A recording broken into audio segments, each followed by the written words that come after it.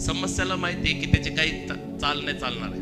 त्या समस्याला माहिती, त्या प्रॉब्लेमला माहिती आहे की त्यांच्या समोर जो थांबलेला आहे तो राजपुत्र आणि राजकन्या आहे. त्या समस्याला माहिती आहे की हे देवपुत्र आहेत. त्या समस्याला माहिती आहे की ह्यांना देवानी बनवलेलं आहे. आपल्यालाच माहिती नाही की आपण कुणाची संतान आहोत. आपल्यालाच माहिती नाही की आपल्यामध्ये काय सामर्थ्य आहे. आपणच आपल्या देवाबद्दल डाऊट घेतो, म्हणून प्रॉब्लेम आहे. म्हणून बायबल तुमच्यात सांगतं की तुम्ही किती जरी चुकलात, एक हाक मारताल पश्चातापाची हाक, तो देव तुमच्यासाठी 99 पावलं धावते. एक हाक की हे परमेश्वरा मी चुकलो, मला क्षमा कर. ती एक हाक देव तुमच्यासाठी धावत पळत येईल. माझ्या जीवनामध्ये मला अनुभव आहे.